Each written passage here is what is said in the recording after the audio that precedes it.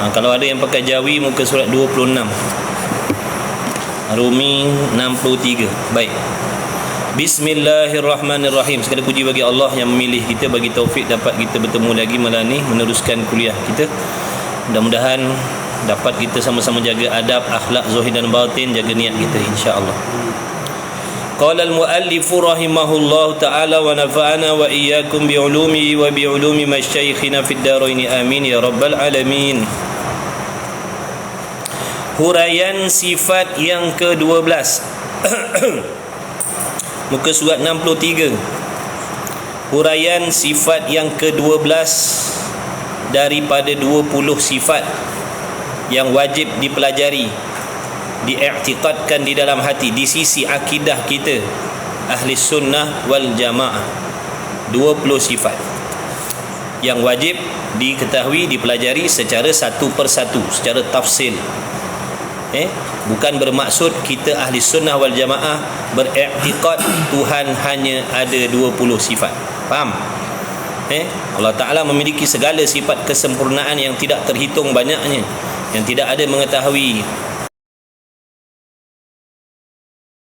melainkan Allah Ta'ala sendiri.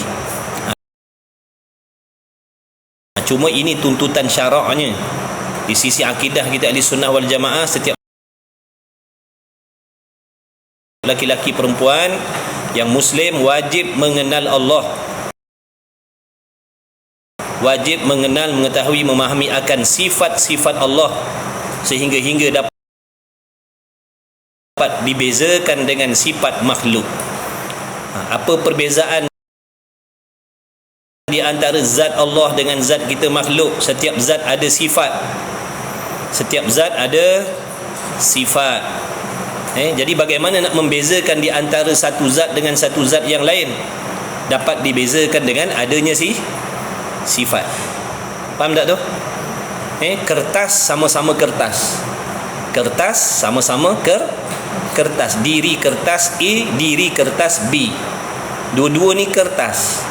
Jadi bagaimana nak membezakan di antara dua kertas ni? Di antara cara nak membezakan, ataupun di antara cara kita boleh membezakan kertas A dan kertas B, kerana ada sifat masing-masing. Yang dipanggil kertas tisu, sifatnya lain. Yang dikatakan kertas lukisan, sifat dia lah lain. Boleh jadi warna dia pun lah lain, boleh jadi bahannya pun lah lain. Macam mana nak membezakan zat kayu dengan zat besi? Kayu lain sifatnya, besi lain sifatnya. Kerana ada sahabat kita tanya, Allah Ta'ala ada sifat, kita ada sifat, apa beza dia? Bezanya sifat Allah tidak sama seperti sifat makhluk, zat Allah tidak seperti zat makhluk. Orang yang beriktikad tak ada sifat ni orang Mu'tazilah. Fahaman Mu'tazilah, mereka mengatakan Allah tidak bersifat. Kalau kita beriktikad Allah tidak ada sifat, kita masuk dalam kumpulan orang Mu'tazilah yang fasik. Faham tu? Jadi di sisi kita ahli sunnah wal jamaah beriktikad Allah adalah zat.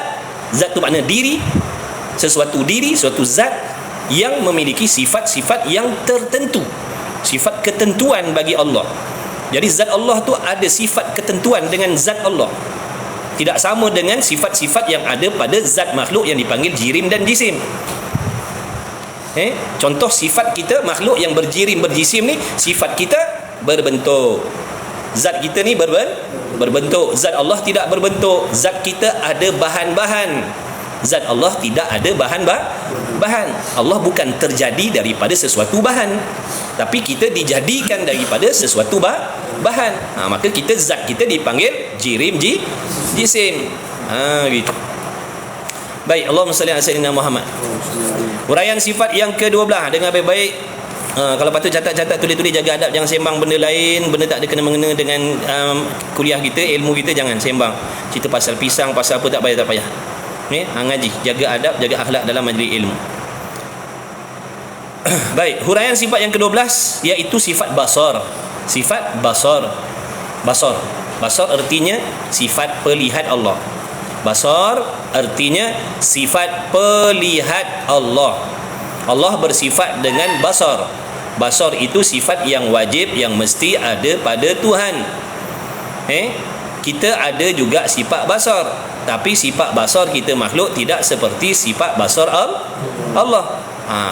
Jadi dengan kita, macam mana cara kita nak membezakan di antara sifat basar Allah dengan sifat kita makhluk, sifat basar Allah yang qadim dengan sifat basar kita yang baharu.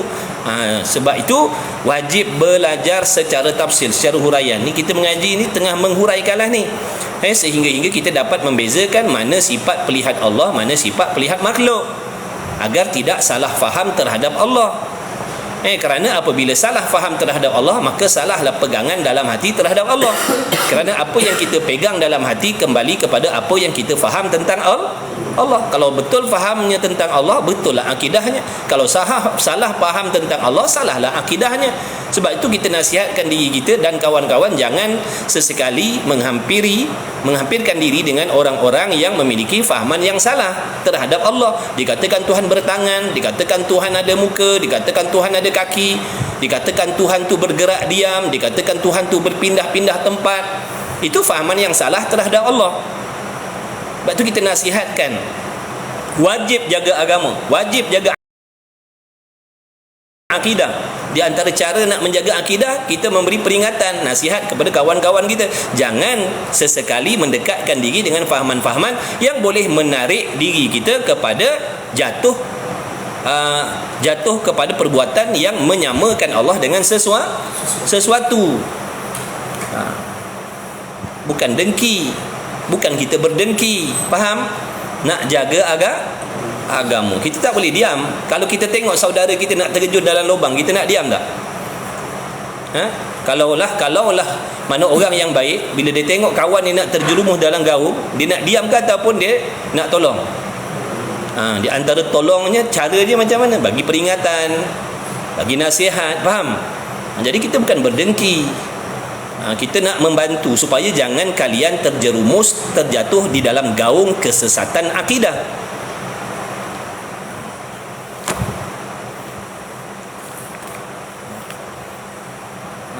Jadi kita belajar ni, bila kita belajar akidah ahli sunnah wal jamaah betul-betul, dengan sendiri nanti kita boleh membezakan akidah yang lain. Jadi tugas kita sekarang, tak payah tanya Wahabiyah macam mana akidahnya, Mujassimah macam mana akidahnya, Mu'tazilah macam mana akidahnya. Tak perlu tahu tentang mereka. Ambil tahu tentang akidah kita sendiri dulu. Fahamkan kita punya akidah betul-betul.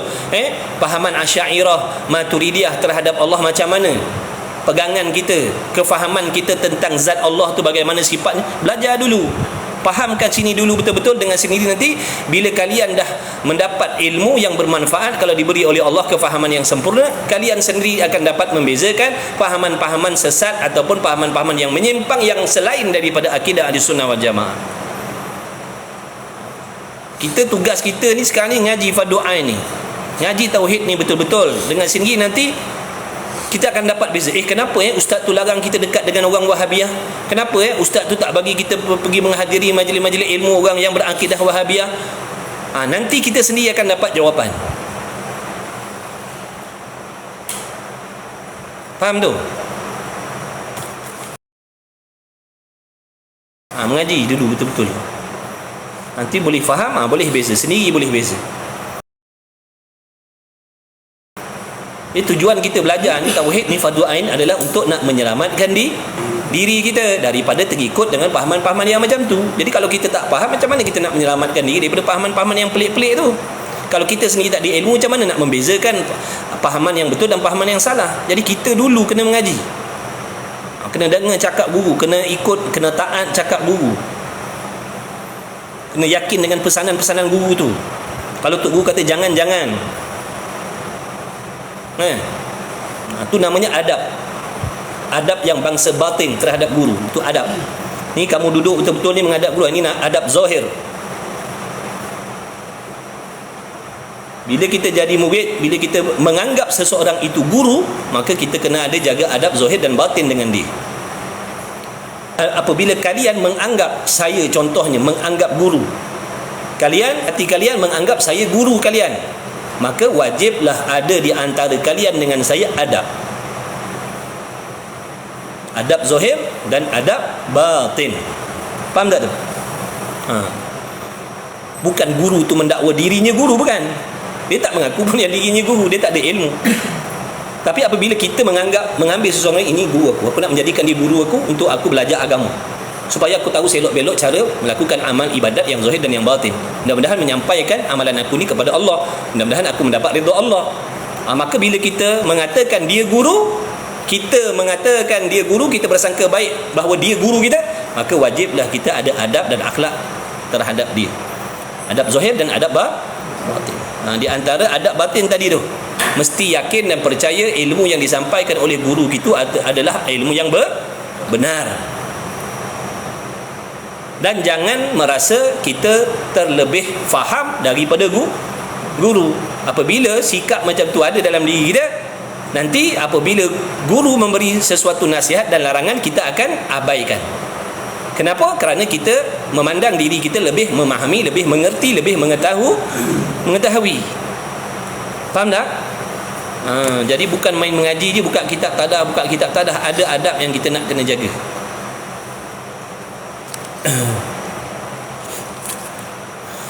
Jadi wajib pada syarak pula. Jadi malam ni kita nak membicarakan tentang sifat pelihat Allah. Mudah-mudahan Allah bukakan pintu ilmu dan kefahaman untuk kita semua, insya-Allah.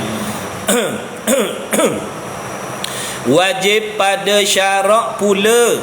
Tak payah nak hurai dah, wajib pada syarak tu banyak kali ulang dah. Wajib pada syarak tu contohnya macam wajib semayang, wajib puasa, wajib zakat. Itu wajib pada syarak, perkara yang Allah perintah atas diri kita hamba supaya dilaksanakan. Itu wajib pada syarak.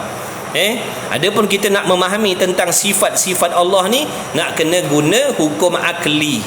Wajib pada akal contohnya, bukan wajib pada syarak.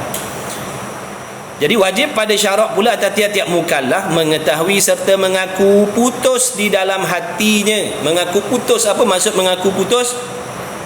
Apa maksud mengaku putus? Tidak berubah-ubah, tidak berbolak-balik, tidak berganjak, tetap begitulah. Itu maksud jazam. Jazam yang putus.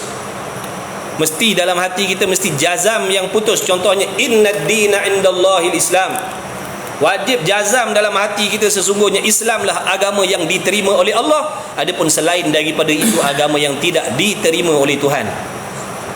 Faham tak tu? Jazam yang putus. Tak ada dah agama yang setanding, setaraf dengan Islam. Tidak ada. Agama yang lain tidak diakui, tidak diterima oleh Allah. Mesti wajib dalam hati kita i'tiqad begitu. Jazam yang putus, Islamlah agama yang Allah terima.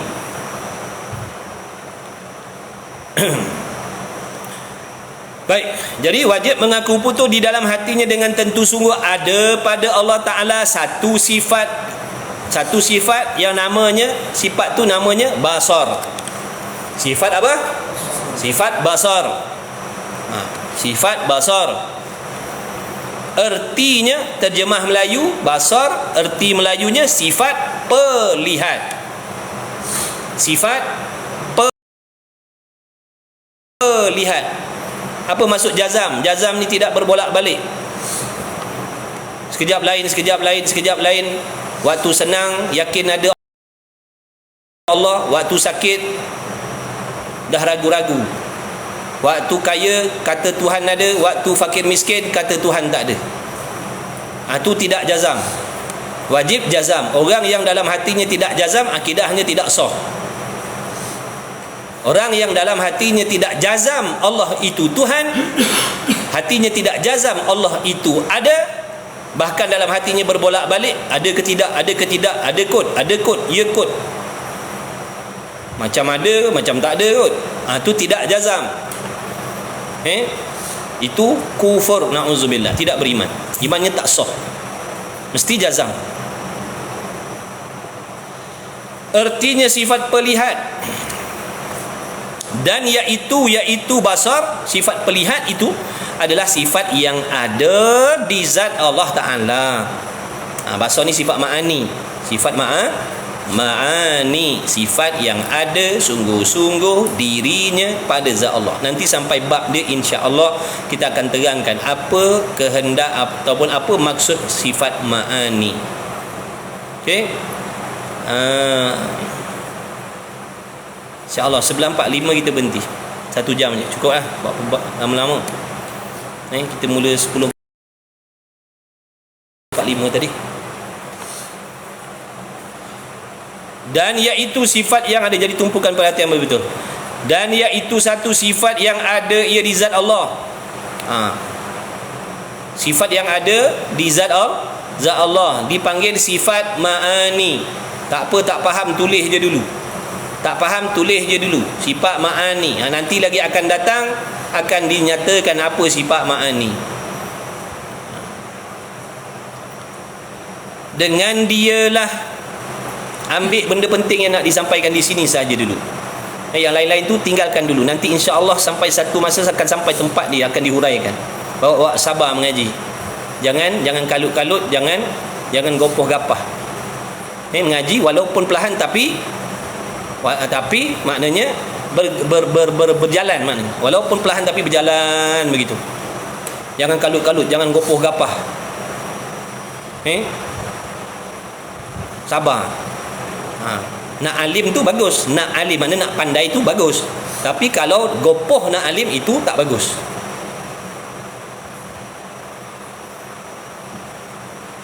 Haji sungguh-sungguh. Dia tauhid ni dia tak boleh baca laju-laju, dia kena perlahan-perlahan, kena banyak huraian, kena banyak contoh. Sebab ngaji tauhid ni nak guna akal fikir. Dia tak sama macam ngaji hadis ke dengar, ngaji sirah dengar cerita. Faham? Dia ngaji tauhid ni kena guna akal fikir. Lepas tu jangan tidur. Jangan tidur. Dengan dialah, habis dah tu, satu sifat yang ada di zat Allah dipanggil sifat apa tadi? Sifat ma'ani. Sifat ma'ani. Tak apa, jangan risau. Orang yang tak pernah belajar lagi, dia contohlah malam ni pertama kali dia dengar. Mana? Malam ni dia dah dengar perkataan sifat ma'ani. Sebelum ni tak pernah dengar. Jadi sebenarnya dia dah ada kemajuan dah. Dalam ilmu dia dah ada kemajuan. Dia dah dengar dah. Benda yang dia tak pernah dengar sebelum ni, malam ni dah dengar. Kemudian contoh dia niat nak mengaji. Dia niat nak mengaji lah. Nanti lain kali nak ikut kelas dah. Nanti kelas yang akan datang dia dengar lagi ma'ani.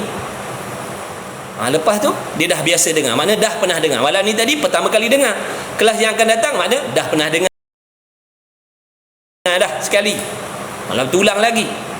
Nanti sampai kat babnya diterangkan lagi. Mungkin bab pertama kali dia tak faham lagi.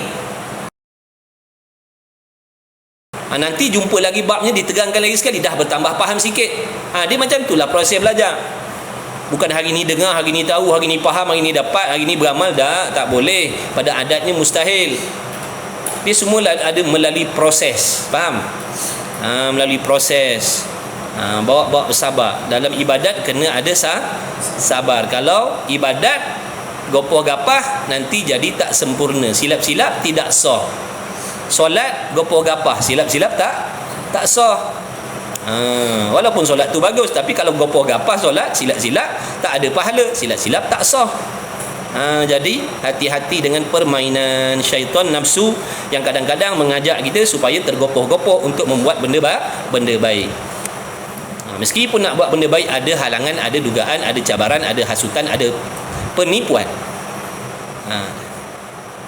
Dengan dialah Allah Ta'ala melihatkan segala benda-benda ataupun segala sesuatu yang ada. Faham baik-baik.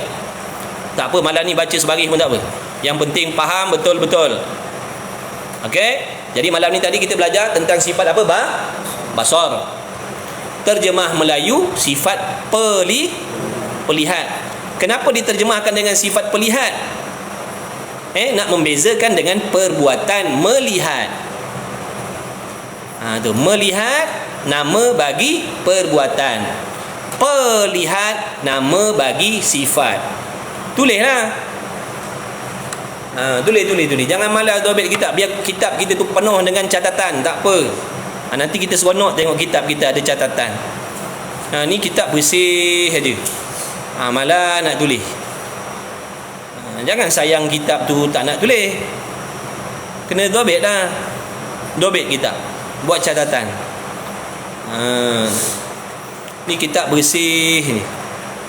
Lainlah semua benda tu ada dalam kepala kita. Mungkin sehari dua ni kita ingat. 15 tahun lagi, 20 tahun lagi boleh jadi lupa. Nampak tak tu? Nanti tulisan-tulisan kita itulah yang akan membantu mengingatkan kita semula. Faham tak tu? Melihat tu nama bagi perbuatan. Melihat. Sekarang ni kita sedang melihat perbuatan melihat. Kenapa kita boleh melihat? Kerana Allah memberi kepada kita sifat pelihat. Dengan adanya sifat pelihat, kita boleh melihat. Boleh beza tak sekarang ni? Sifat dengan perbuatan boleh beza ke tidak?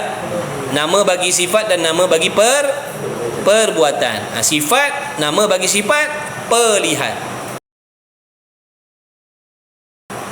Melihat, nama bagi perbuatan. Tulis. Jangan malam-malam ngaji ni, percuma je, tak ada bayaran pun ngaji ni. Ada orang tanya, ustaz nak join kelas boleh, berapa bayaran? Tak ada bayaran. Ngaji je sungguh-sungguh.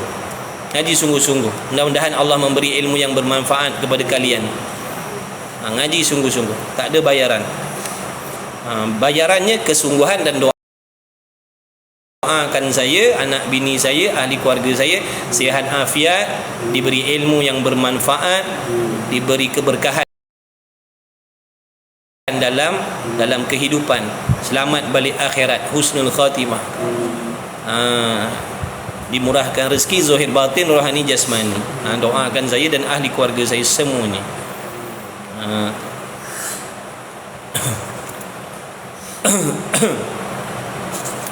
Ngaji sungguh-sungguh, ajak kawan-kawan ngaji, kita kena pakat-pakat, kena dakwah, ajak kawan kita, tolong kawan-kawan kita. Kadang-kadang ada kawan kita yang nak mengaji tapi tak tahu kat mana. Ajak. Kita ni ada tugas lain daripada kita mengaji, kita kena ada tugas dakwah. Ajak kawan-kawan kita. Orang Islam, sifat orang Islam, bila dia dapat benda baik, dia nak saudara dia pun dapat benda baik. Itu akhlak dalam agama kita. Bila dapat benda baik, bila dapat hidayah, bila dapat ilmu, kita nak kawan-kawan kita pun diberi sama oleh Allah Subhanahu wa taala. Jangan kita rasa seronok, kita rasa tak ada kepentingan nak ajak kawan-kawan kita. Jangan. Tugas dakwah tu tugas kita. Ada pun nak mengubah, nak menjadi asbab mereka tu tertarik ataupun tidak, mereka tu bertindak ataupun tidak, itu bukan urusan kita, itu urusan Allah. Urusan kita mengajak, mempromotkan kuliah-kuliah yang baik-baik, yang bagus-bagus. Maknanya maksud bukan bagus apa, kuliah maknanya agama yang baik, akidah yang baik, syariat yang baik. Tak kisahlah siapa yang menyampaikan, asalkan yang menyampaikan itu akidahnya betul, syariatnya betul, akidahnya betul. Ajak kawan-kawan kita mengaji. Tak apa, besok dia tak nak, lusa ajak lagi. Mudah-mudahan setiap kali ajakan kita tu kita diberi pahala menolong agama Allah. Menolong agama Allah. Betul, samalah juga dengan kawan-kawan yang tolong share-sharekan ni. Yang tolong share-sharekan, kadang-kadang dengan asbab kita share-sharekan tu, kawan-kawan kita terjumpa, saudara kita terjumpa, orang lain yang sedang mencari-cari terjumpa, dengan asbab kita tap screen, maknanya disebarkan lagi, tersebarnya video kelas-kelas agama ni, asbab kita yang bantu tap screen, maknanya memasyhurkan. Semua ada pahala, semua ada kebajikan tu. Contohnya dengan asbab kita share tadi, kawan kita tu, yang lain-lain tu, ada 20 orang dapat asbab kita. Contoh malam ni Allah Ta'ala bagi kita 10,000 pahala. Jadi ada 10 kawan-kawan kita yang dapat ikut kuliah asbab kita, yang share, yang tap screen contoh. Maka 10,000 kali 10 orang berapa?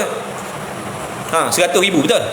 Ke sejuta? 100,000 lah 100,000. Maknanya 100,000 pahala tu masuk dalam buku amalan kita. Itu kelebihan kita bila menunjukkan jalan yang baik, orang lain ikut, orang lain amalkan, pahalanya masuk dalam buku kebajikan kita. Yang kita punya. Ini bonus daripada Allah kepada orang yang menunjukkan kebaikan agar dicontohi, agar diikuti. Faham tak tu? Jadi jangan kita ni bijak untuk cari apa namanya, keuntungan dunia sahaja. Kita kena bijak juga cari keuntungan akhirat. Walaupun kita tak pandai mengaji, tak pandai mengajar, tapi kita ada peluang juga dapat pahala yang banyak dengan kita membantu kongsi-kongsikan kuliah-kuliah, nasihat-nasihat yang baik. InsyaAllah niat nak bantu agama Rasulullah sallallahu alaihi wasallam. Mudah-mudahan apa yang kita buat ni menggembirakan hati Nabi sallallahu alaihi wasallam. Mudah-mudahan ada jasa yang kita tinggalkan sebelum kita mati pada agama kita. Mudah-mudahan ini jadi asbab nanti Allah jaga pelihara keturunan kita sampai kiamat. Amin ya Rabb. Walaupun kita orang baik, bukan orang soleh, bukan orang solehah, tapi dalam hidup kita ada berbakti pada agama, bantu ilmu. Mudah-mudahan dengan keberkahan tu, kalau Allah redha, insya-Allah Allah akan jaga, Allah akan pelihara keturunan kita sampai kiamat, insya-Allah. Akan ada nanti di kalangan kita orang Allah Taala akan jadikan alim ulama, orang-orang soleh, wali-waliullah, insya-Allah. Walaupun kita tak dapat nak jadi macam tu, Allah akan gantikan. Baik.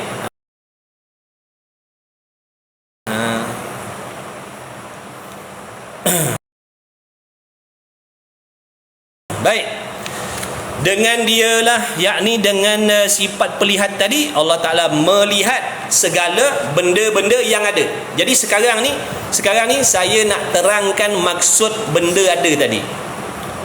Saya nak terangkan maksud benda ada. Pertama-tama sekali kita kena faham, dengan adanya sifat pelihat pada Allah, Allah Ta'ala melihat segala perkara yang ada. Catat, kalau patut catat. Okey. Apa sahaja yang ada dilihat oleh Allah. Maksud Allah melihat, maksud Allah Ta'ala melihat, dengar dulu, kan tulis. Maksud Allah melihat bukan melihat dengan mata, faham? Maksud Allah melihat bukan dengan mata, bukan dengan alat, bukan dengan anggota, bukan dengan organ. Allah melihat dengan sifat pelihat dia. Dengan maksud, dengar dulu, jangan tulis. Dengar dulu. Faham dulu, nanti baru senang nak tulis. Baik, jadi Allah melihat dengan makna setiap sesuatu yang ada, tiap apa yang ada dapat dikesan oleh sifat pelihat Allah. Mana sifat pelihat Allah tu boleh mengesan, boleh menyatakan, boleh mengesan segala yang ada. Baik, kita buat contoh untuk mendekatkan faham. Buat contoh, bukan nak menyamakan Allah dengan kita. Tengok contoh, kita ada sifat pelihat tak, Abu? Kita ada, betul? Kita ada sifat pelihat, betul? Baik, sekarang ni mata kita sekarang ni, kita boleh mengesan apa? Sifat pelihat kita boleh mengesan apa? Ada benda yang boleh kita lihat, betul? Mana ada benda yang boleh dikesan oleh penglihatan kita, ada benda yang tidak boleh dikesan oleh penglihatan kita, betul? Udara ada tak? Ada tak udara? Tapi boleh tak mata kita, sifat pelihat kita mengesan kewujudan udara? Tak boleh, betul? Kemudian malaikat ada tidak? Ada. Bolehkah mata kita mengesan malaikat walaupun dia ada? Tak boleh. Syaitan, jin, iblis ada ke tidak? Ada. Boleh tak mata kita mengesan kewujudan dia? Tak boleh. Maksudnya sifat pelihat kita ni terbatas. Ta'alluq, jangan ta'alluq sifat pelihat. Ta'alluq makna peranan sifat. Ta'alluq makna urusan sifat. Jadi peranan sifat pelihat kita makhluk, urusan sifat pelihat kita makhluk terbatas. Sifat pelihat kita tidak sempurna, terbatas. Walaupun banyak makhluk yang wujud, tetapi tidak semuanya dapat dilihat dengan penglihatan kita. Betul? Faham tak zakat tu? Walaupun banyak yang ada, tapi kita tak dapat melihat. Dengar, faham betul-betul ni, supaya nanti kalian dapat membezakan yang dimaksudkan dengan Allah melihat dengan kita melihat. Wajib kita mesti boleh membezakan di antara Allah melihat dengan kita melihat. Mesti wajib dapat bezakan. Nak bezakan kita kena faham. Kalau tak faham nanti tak boleh nak bezakan di antara sifat melihat Allah dengan sifat melihat kita, cara Allah melihat dengan cara kita melihat. Jadi kena faham baik-baik. Jadi kita buat contoh kita dulu, makna kita ada sifat melihat, tapi tak semua benda yang ada kita boleh lihat. Tu satu. Kemudian kita nak melihat, cara kita melihat ni bergilir. Kita melihat bergilir. Baik, macam dekat sana tu ada kitab-kitab dekat rak kitab, betul? Adakah kalian boleh melihat setiap helai kertas yang ada di kitab tu?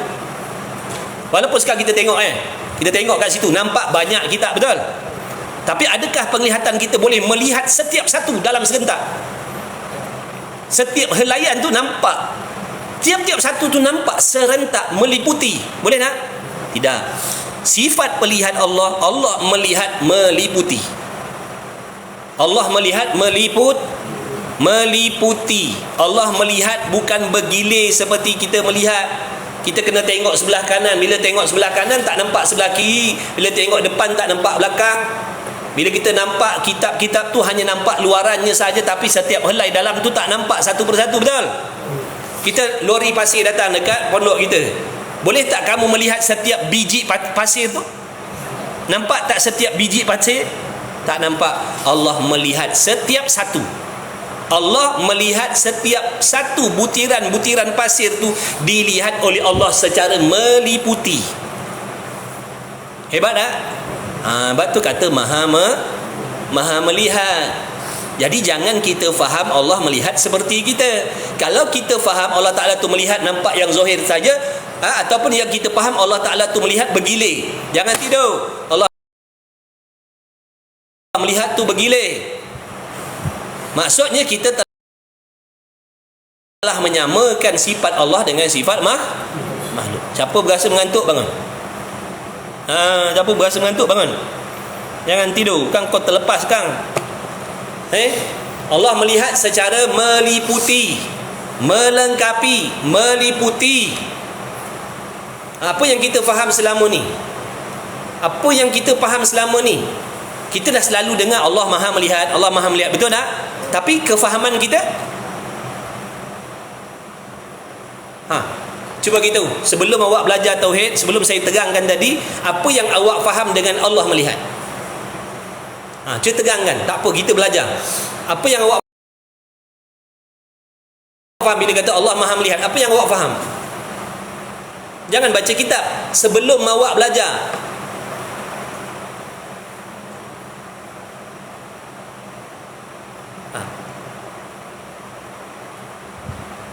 Apa yang awak faham sebelum mengaji? Sebelum awak mengaji tauhid, apa yang awak faham bila dengar Allah tu Maha melihat? Apa yang awak faham?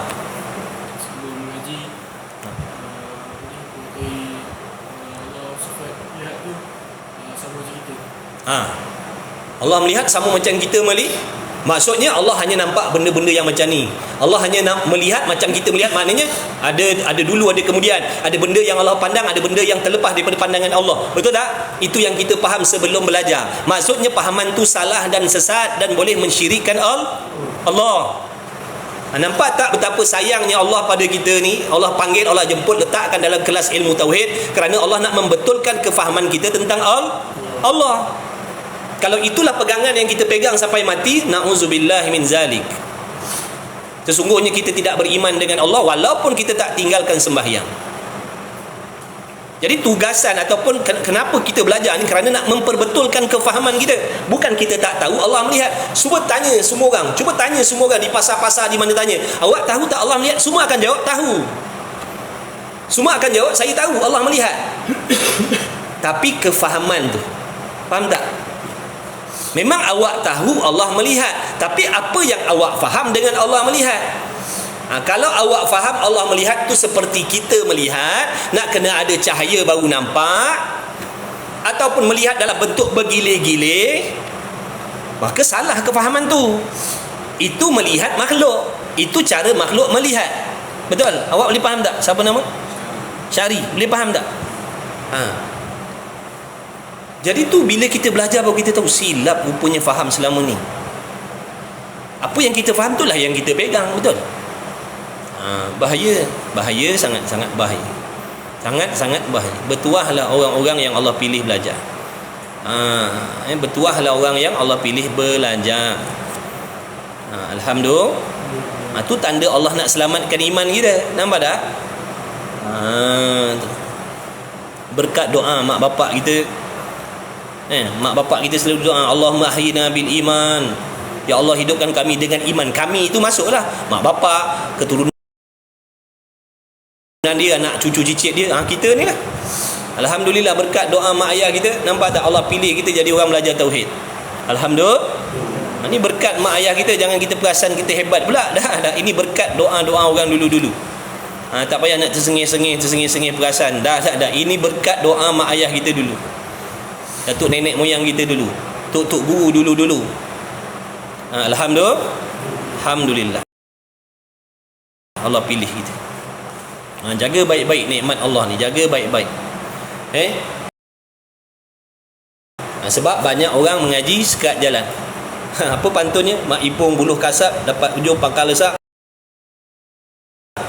Mengaji sekejap, lepas tu lesak. Sabar dengan ujian, dugaan, kepayahan, keperitan menuntut ilmu.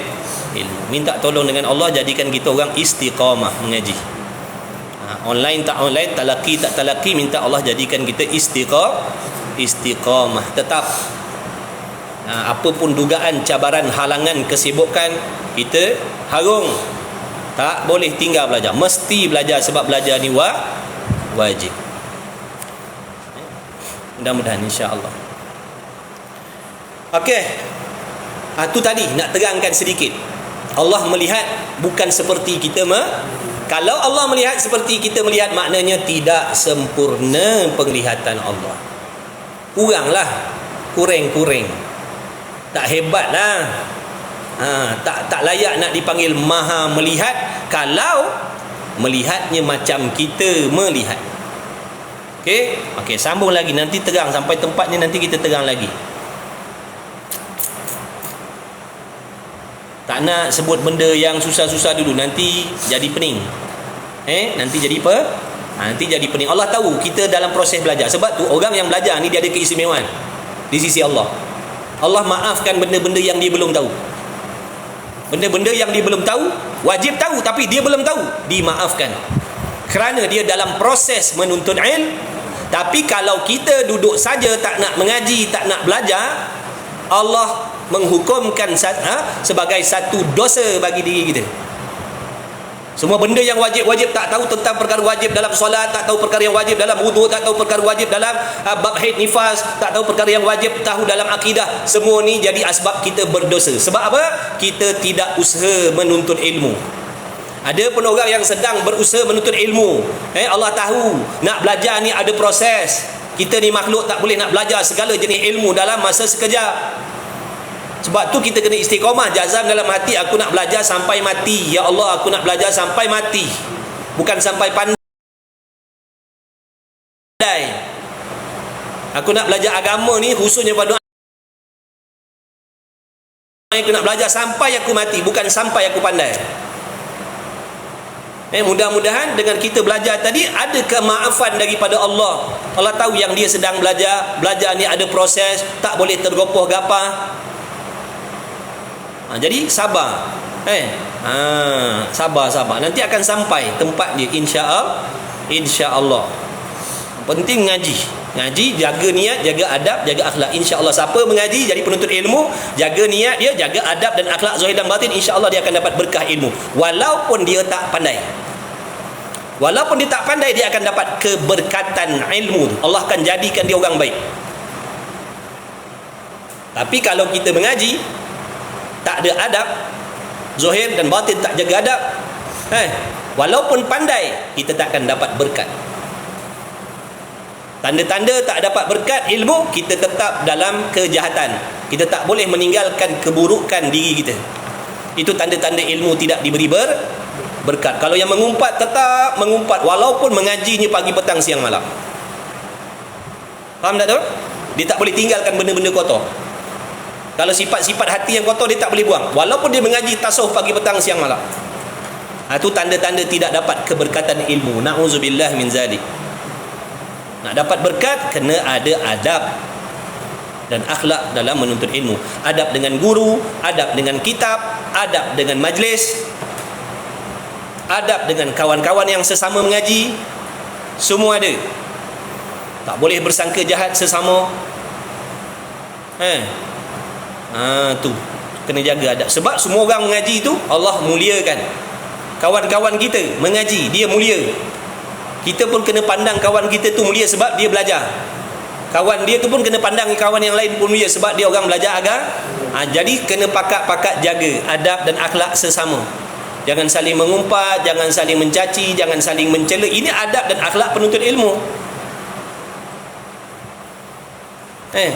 Jangan jadi penuntut ilmu yang tidak berakhlak, tidak beradab sesama. Ni contohlah kita ni ada 5 orang ni.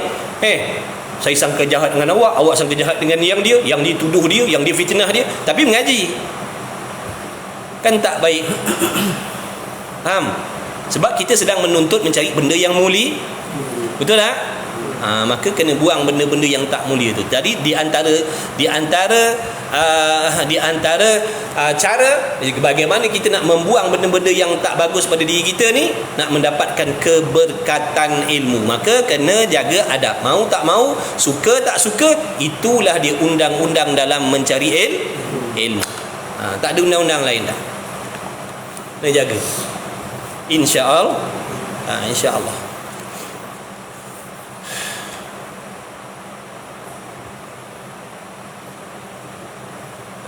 Ngaji. Kita ni nak mati dah. Hidup yang kekal tu nanti selepas mati. Ni hidup ni bayang-bayang aja, sekejap je. Bayang-bayang tu hilang. Bila ada matahari, hilanglah bayang-bayang. Bila malam, hilanglah bayang-bayang. Tak ada bayang lah bila gelap. Betul? Jadi bayang-bayang tu hilang. Hidup kita ni akan hilang. Segala apa yang kita miliki sekarang ni hilang semua, binasa. Yang kekalnya tu selepas daripada kita mati, itu hidup yang kekal. Itu hidup yang sebenar-benarnya. Itu target kita, itu wawasan kita orang mukmin. Wawasan kita orang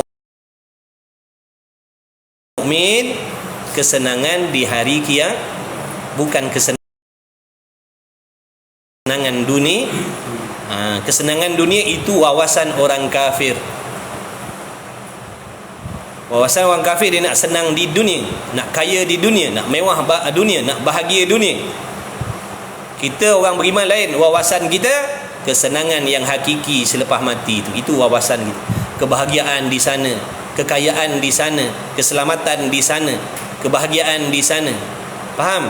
Itu wawasan kita, bukan di sini. Sini bukan tempat kita.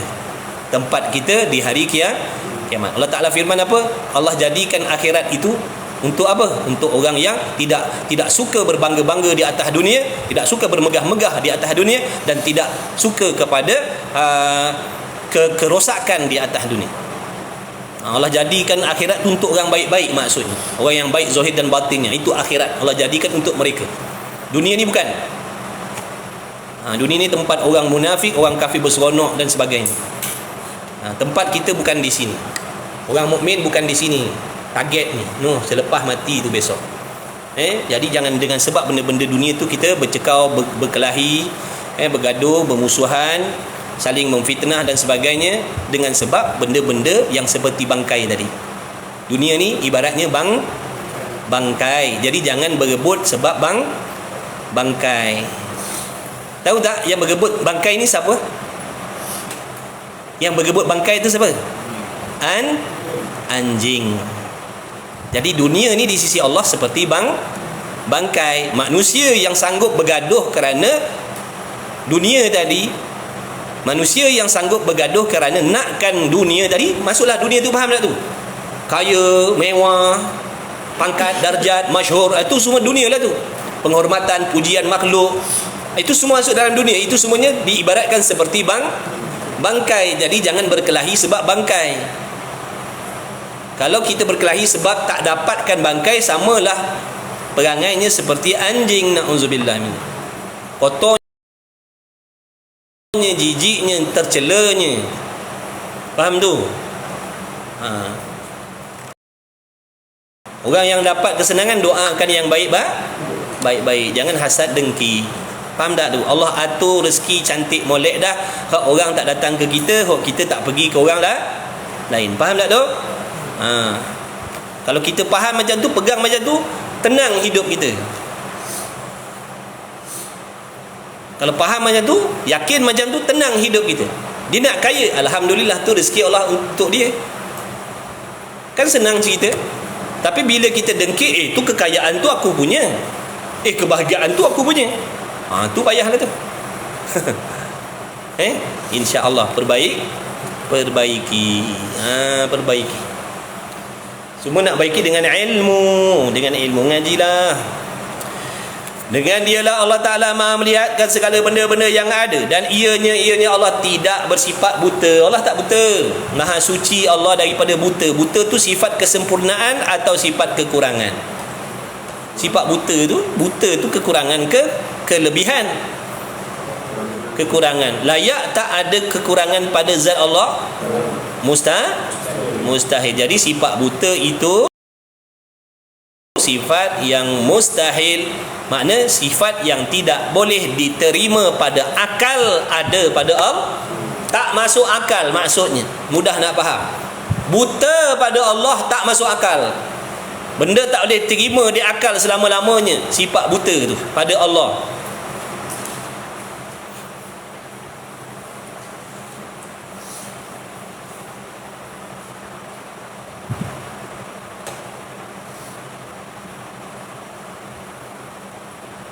Baik, mana dalil?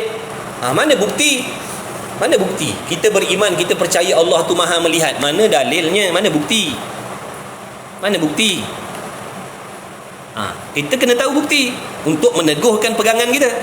Kalau kita berpegang, kalau kita percaya, kalau kita beriman Allah Ta'ala itu melihat tanpa bukti, nanti kita akan jadi, akidah kita akan jadi bergoyang, akan jadi bergoncang,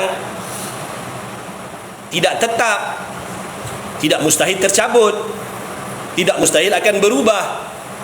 Jadi untuk menetapkan akidah kita, pegangan dan kepercayaan kita bahawasanya Allah Ta'ala itu Tuhan yang ada, yang mesti bersifat dengan pelihat, Dia maha melihat segala sesuatu yang ada, mesti ada dalil. Mana bukti?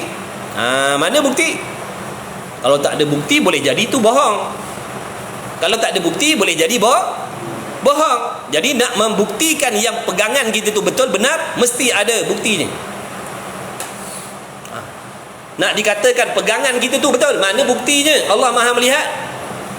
Maka tuan guru kita ni, pengarang kita ni, bawakan buktinya untuk kita. Tak payah kita nak cari susah-susah. Dia dah tolong bawakan. Wa huwas sami'ul basir. Bermula Allah Ta'ala itu yang mendengar lagi yang melihat. Itulah dalilnya, itulah buktinya. Kalau orang tanya, mana bukti? Kamu percaya mati-mati jazam yang putus kata Allah Ta'ala maha melihat segala sesuatu, mana dalilnya? Adalah buktinya. Mana? Tu dalam Quran. Bukankah Quran itu bukti? Bukankah Quran itu bukti yang tidak ada syak kesamaran sama sekali di dalamnya? La raiba fihi. Tidak ada sebarang pertikaian, keraguan, kesangsian, kemusykilan di dalamnya. Al-Quran itu betul. Dan Al-Quran itu dibawa oleh Nabi sallallahu alaihi wasallam daripada Allah yang maha benar, yang maha suci daripada bohong. Jadi buktinya yang yakin dalam Quran, wa huwas sami'ul basir, itulah dalil.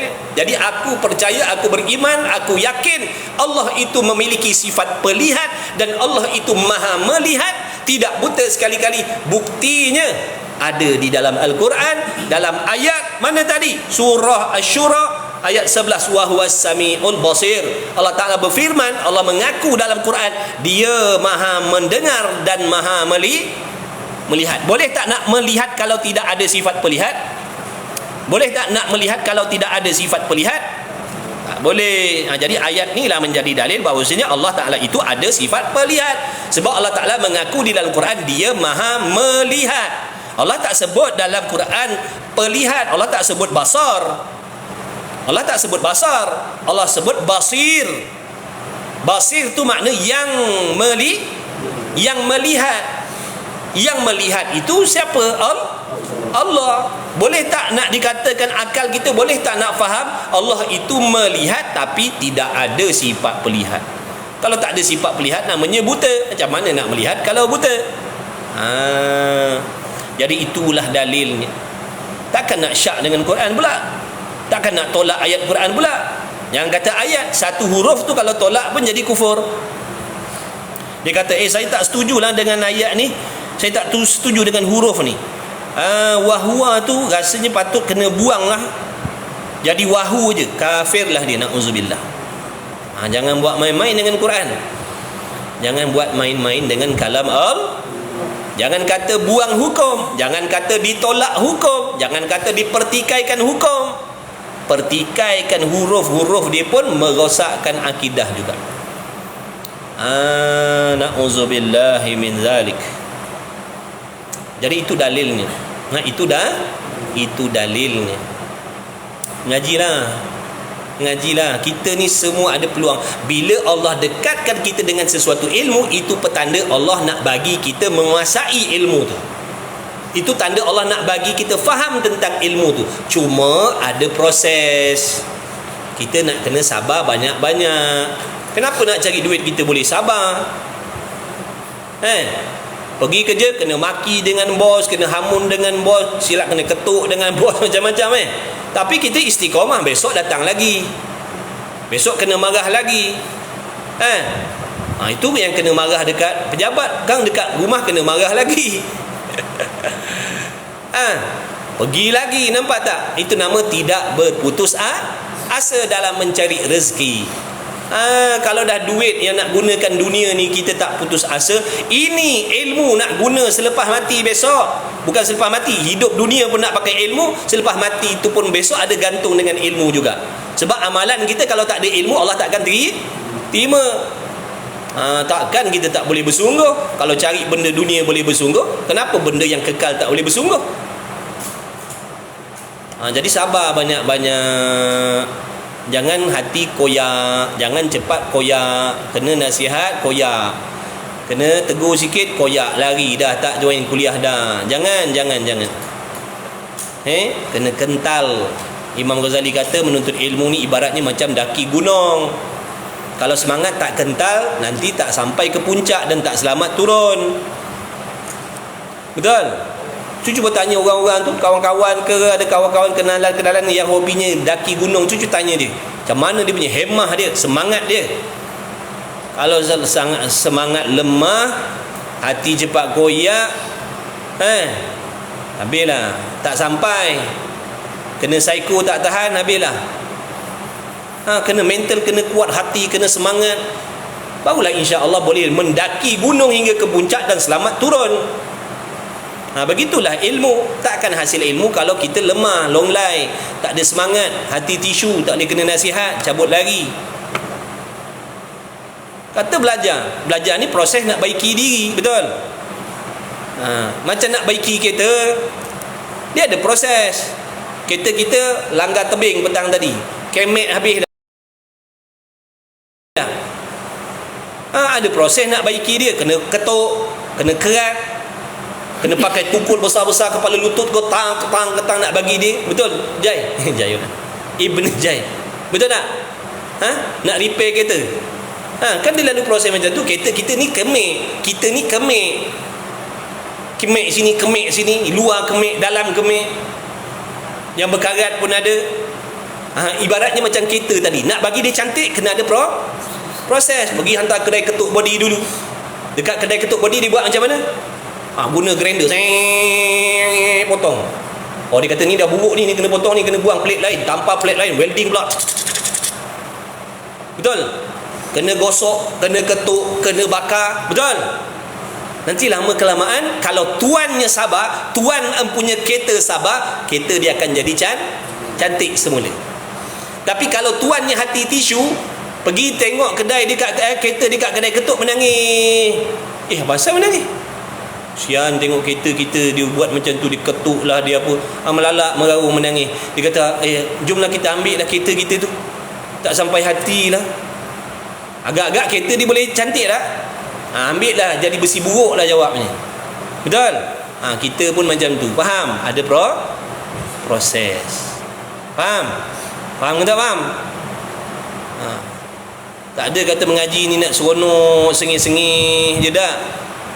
Memang ada tempat-tempat memang nak kena macam tu. Sebab proses. Nanti lama-lama, kereta kita, dah cantik, dah tak ada kena ketuk-ketuk dah. Dibelai. Spa. Betul? Apa namanya? Snow wash. Snow wash. Tak cukup kat luar, kat dalam lagi. Sebab apa? Dah tu proses nak gila pula. Nak jaga je. Itu tak kena pula dah. Kalau nak ketuk-ketuk dah tak kena dah situ. Nak kerat-kerat, nak bakar-bakar dah tak kena dah. Faham tak? Dia proses dah. Polish, gosok perlahan, guna jangan kain kasar, kain halus, kain lembut. Ada kain yang tertentu boleh digunakan. Kalau salah kain nanti kan melecet body kita, melecet kita punya lika kita nanti kan. Betul tak? Tapi sebelum dia jadi macam tu, macam mana proses dia? Kedai ketuk body tu macam mana?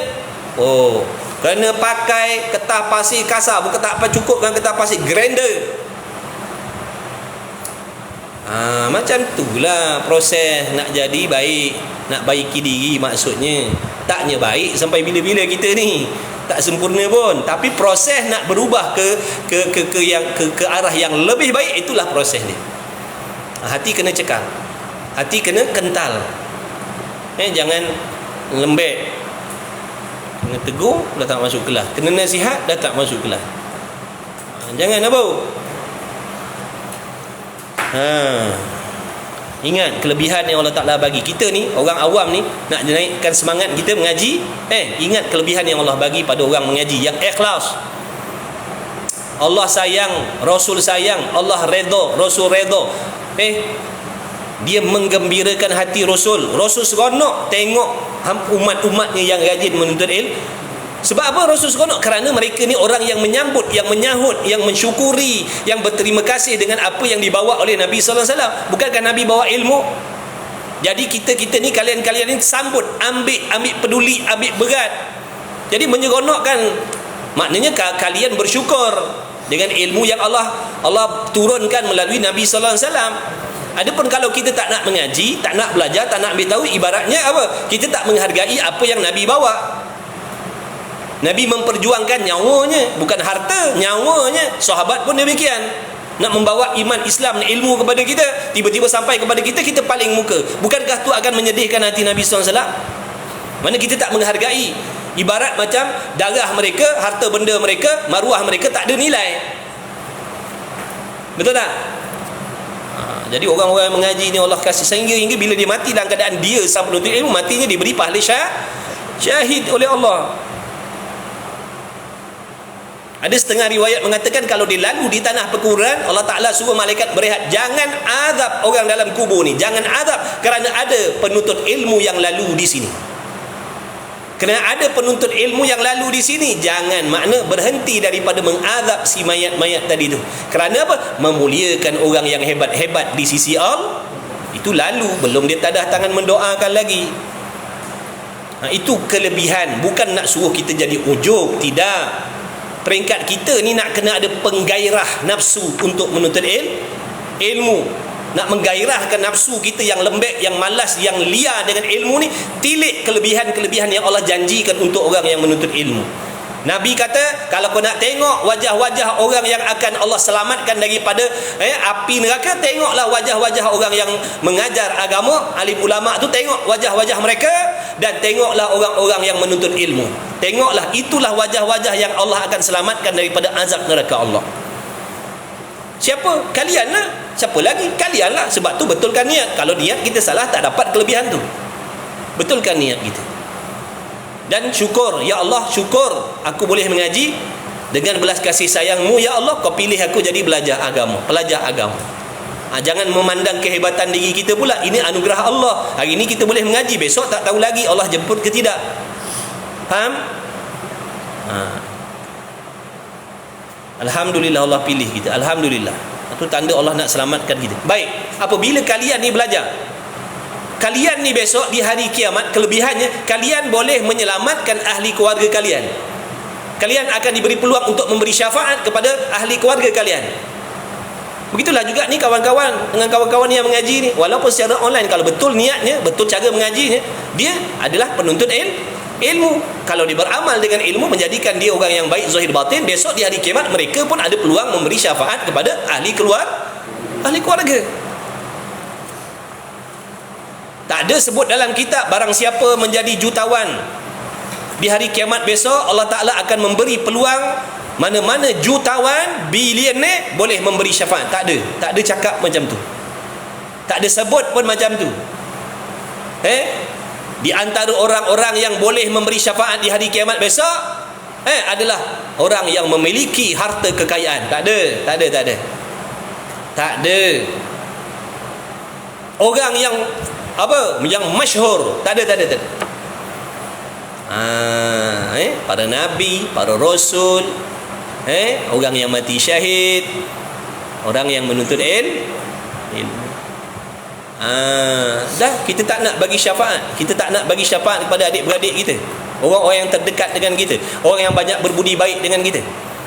Sebab itu di antara orang-orang yang nanti mendapat syafaat daripada alim ulama, orang soleh, adalah orang yang selalu berkhidmat dengan dia.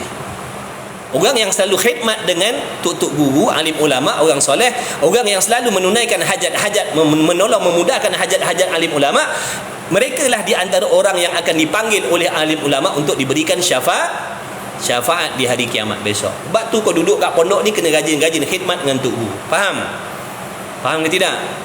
Jangan lari. Itu bukan orang baik. Tapi ada kelebihan untuk kita nanti di hari kiamat apabila kita suka berkhidmat dengan orang soleh, memudahkan urusan orang soleh, memudahkan urusan tuk-tuk guru kita. Cuba bantu apa yang boleh bantu, ringankan bebannya apa yang boleh. Itulah orang-orang kalau dia khidmat tadi dengan ikhlas kerana Allah, mereka nanti di hari kiamat akan dipanggil oleh orang-orang alim tadi untuk diberi syafaat di hari kiamat. Kita tak nak. Jadi jangan lepaskan peluang. Dah mati tak boleh nak buat dah benda ni semua. Dah mati tak ada peluang dah nak buat baik dengan orang soleh, nak khidmat dengan orang soleh, nak khidmat dengan tuk-tuk guru. Tak ada dah. Dah mati tak ada peluang dah. Jadi waktu hidup ni lah, belajar pun nak, khidmat pun nak. Faham tak tu? Mudah-mudahan Allah Ta'ala bagi kelebihan pada kita dan kita boleh tumpang kelebihan yang ada pada orang lain. Tapi yang penting niat jaga baik-baik. Sebab tu kita kena ngaji tasawuf pula, kena jaga ni bahagian hati ni, jangan sombong, jangan takabur, jangan perasan, jangan sum'ah. Mengaji insya-Allah. Sikit lagi. Dah pukul 12 dah. Okey. Nak berhenti dah. Okey. Itu dalilnya wahwa sami'ul basir, dan bagi sifat sama' dan basar itu ada 3 ta'alluq. Ni nak cerita pasal ta'alluq nantilah dulu. Nak cerita pasal ta'alluq ni nanti insya-Allah minggu depan. Minggu depan kita akan cerita ta'alluq bagi sifat apa ni? Basar ataupun sifat sama' basar. Ta'alluq apa maksud ta'alluq? Urusan bagi sifat, peranan bagi sifat, tugasan bagi sifat. Sifat basar dia ada tugasan dia. Sifat basar, sifat melihat ada tugasan dia, ada peranan dia.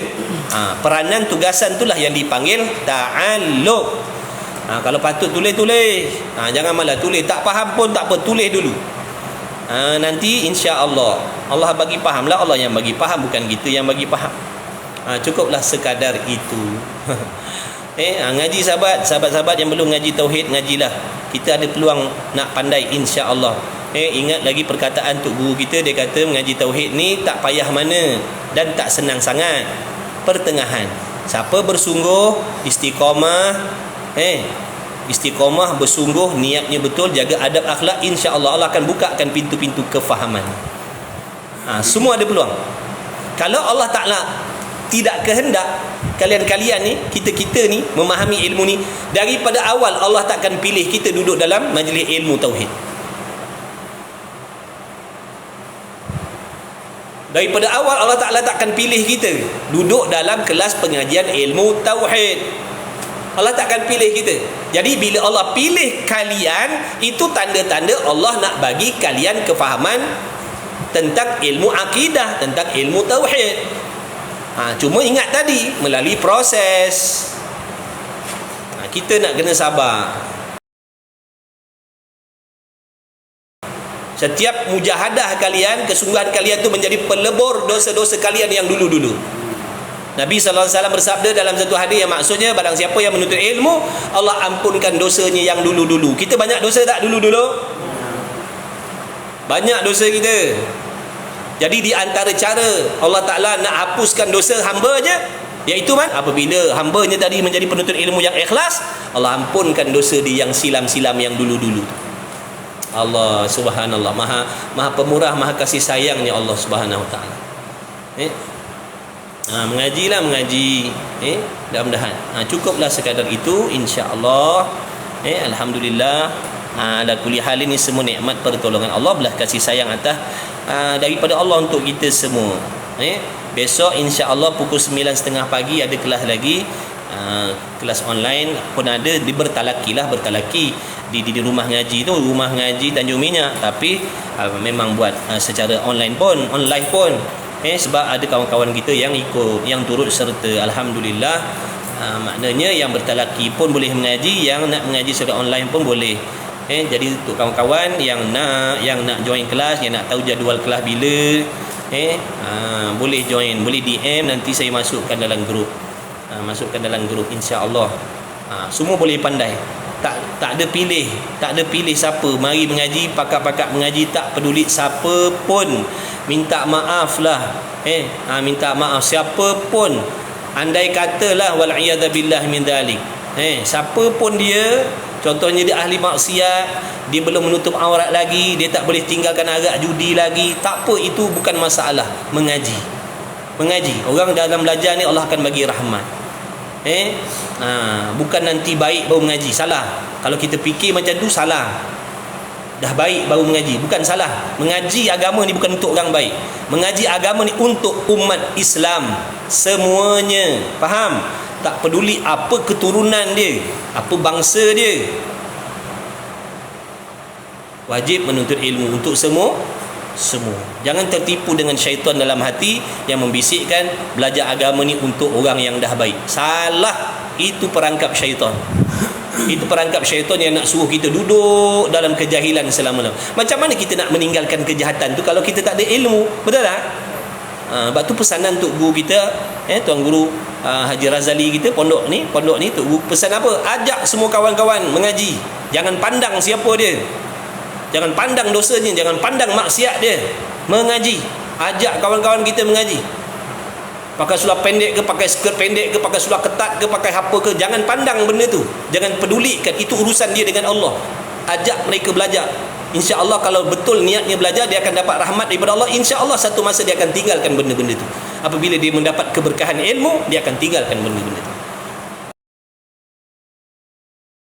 Kalau sekarang dia rasa susah, insya-Allah dapat pertolongan Allah, sesusah apa pun akan jadi mudah.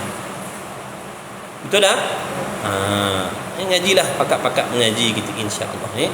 Okey, cukuplah sekadar itu. Mudah-mudahan Allah Ta'ala kabul, mudah-mudahan Allah terima, mudah-mudahan Allah Ta'ala memberi rahmat, memberi berkat kepada kita semua. Mudah-mudahan Allah sampaikan, andai kata adalah ganjaran pahalanya dengan apa yang kita usahakan pada malam ni, mudah-mudahan daripada Allah. Moga Allah sampaikan kepada ibu bapa kita, kawan-kawan kita almarhum almarhumah sekalian, muslimin muslimat, mukminin mukminat, mudah-mudahan disampaikan ganjaran pahalanya daripada kita untuk mereka. Kerana orang yang dalam alam barzah tu, kata tu guru, dia ibarat seperti orang yang sedang kelemasan di lautan, tertunggu-tunggu, ternanti-nanti pertolongan orang yang di atas daratan. Begitulah keadaan orang yang sedang berada di alam kubur sekarang. Mereka tertunggu-tunggu kebaikan dan kebajikan daripada orang hidup, kecuali dia orang soleh, kecuali dia orang soleha. Makna dia senang lenang dah dalam tu, walaupun tak ada kiriman ataupun pahala yang dikirimkan oleh orang hidup. Faham tak tu? Tapi bagi orang-orang yang kesusahan, dia ternanti-nanti, tertunggu-tunggu mana ganjaran pahala. Tak ada ke orang sudi nak menghadiahkan, mensedekahkan pahala. Itu akidah kita ahli sunnah wal jamaah. harus sampai pahala kebajikan daripada orang hidup kepada orang mati. Adapun golongan Wahabiyah, mereka menolak, mereka tak sampai, mereka kata tak sampai pahala. Di sisi kita dah sampai. Itu semuanya duduk di bawah urusan kekuasaan Allah. Kita dah belajar kan ilmu tauhid, sifat yang harus bagi Allah apa? Membuat mungkin. Jadi menyampaikan pahala si orang hidup kepada orang mati itu perkara mungkin, itu perkara yang harus bagi Allah, bukan mustahil bagi Allah.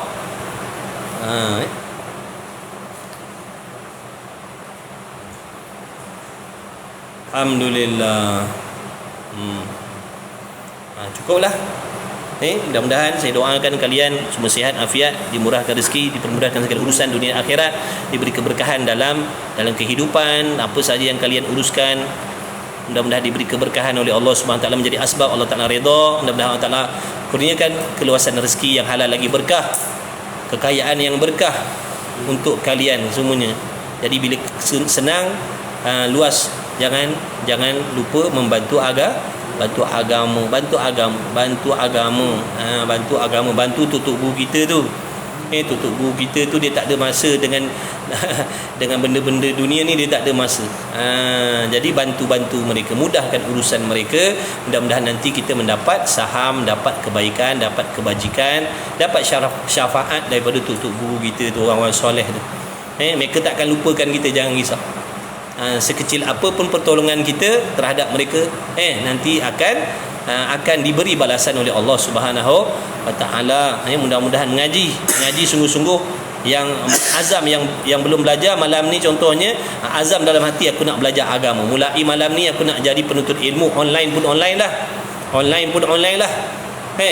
Permulaan ngaji sungguh-sungguh. Nak tak Allah sayang, nak tak Allah kasih, nak tak Allah ampunkan kita, nak tak Allah selamatkan daripada azab kubur, nak tak Allah mudahkan urusan kematian kita, mengaji agama, ngaji sungguh-sungguh. Ngaji sungguh-sungguh. Wallahu subhanahu wa ta'ala a'lam.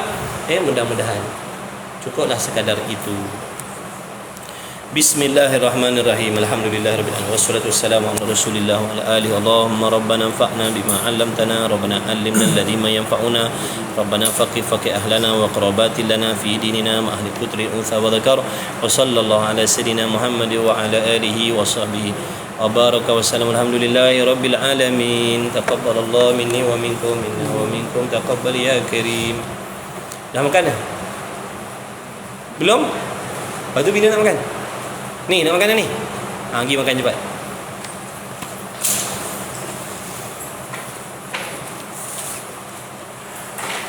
Allah.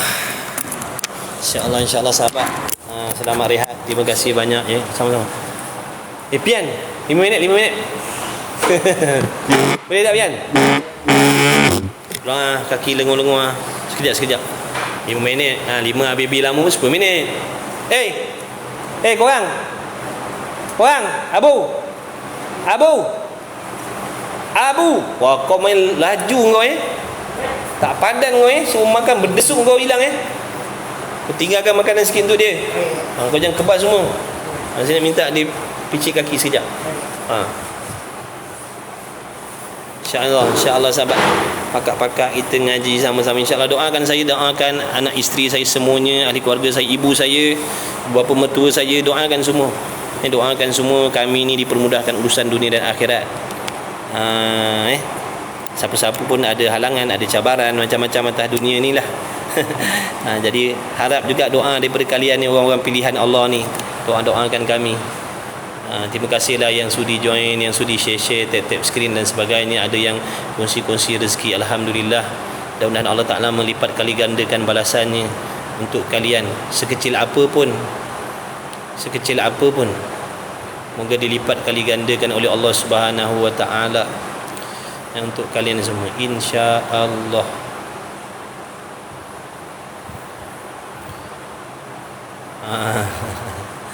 Tak apa sahabat. Dah letih dah jari dah tu. Letih jari dah, cukup dah. Alhamdulillah, insya-Allah. Nanti pakai auto clicker lah.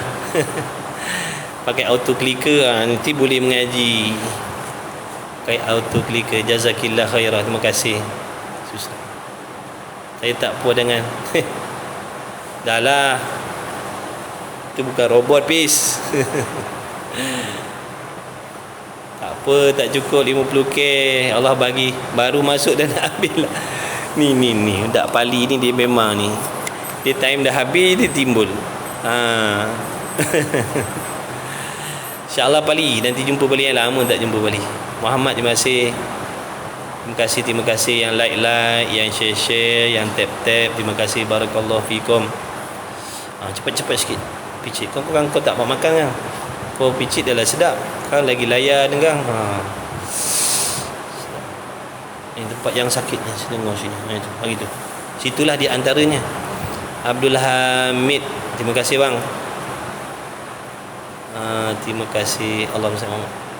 Kuat sikit. Ada. Allah. Dah makan dah, alhamdulillah. Tadi kat surau dah makan, alhamdulillah.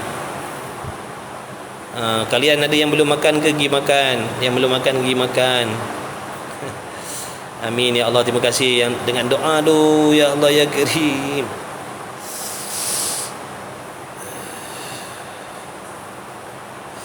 Terima kasih semua Allah. Rabbi ya Karim. Ya Allah, ni baru kena tekan dengan orang tak tahan. Kelas besok pukul 9.30 pagi. Siapa yang nak join kelas, boleh DM saya ataupun ni Suraya ni. Alhamdulillah. Siapa nak tahu jadual kelas, nak masuk grup, boleh DM, nanti saya masukkan dalam grup. Kalau tak selesa nanti boleh keluar balik, tak ada masalah.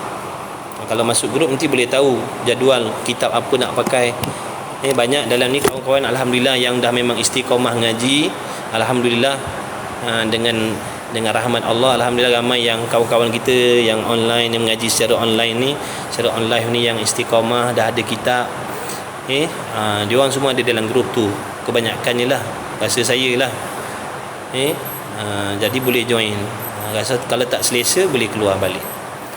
Suruh masuk kelas, masuk grup tu bukan apa, boleh tahu jadual kelas, boleh tahu kitab apa nak baca. Pukul berapa, senang. Sebab kita memang tiap-tiap hari ada kelas ghalibnya lah. Pagi kuliah duha ada, kadang-kadang ada kuliah subuh, kuliah maghrib, kuliah lepas isyak. Boleh join, insya-Allah. Alhamdulillah ni. Terima kasihlah semua penat dah jari tu. Nanti cari ni lah app no, auto clicker. Auto clicker, tapi dia orang kata rosak telefon, tapi setakat ni tak ada pula. Tak ada pula rosak Tapi tak tahulah. Pakai auto clicker ni, kalau ada 100 orang pakai auto clicker, rasanya 1M senang-senang aja. Insya-Allah. Kalau kata ada 100 orang, ada 50 orang pakai auto clicker, rasanya dapat 1M tu. Nantilah kita sebar kita punya majlis ilmu, insya-Allah. Azman, mana Azman? Rasanya ada kawan kita, kawan baru, kawan daripada Singapura kalau tak silap lah. Kalau tak silap lah, tengok dekat dia punya profil ada bendera.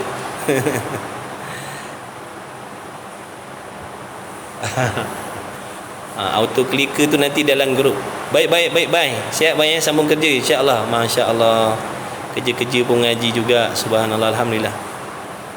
Alhamdulillah. Tu Allah Taala bila Allah mudahkan sambil kerja pun boleh ngaji.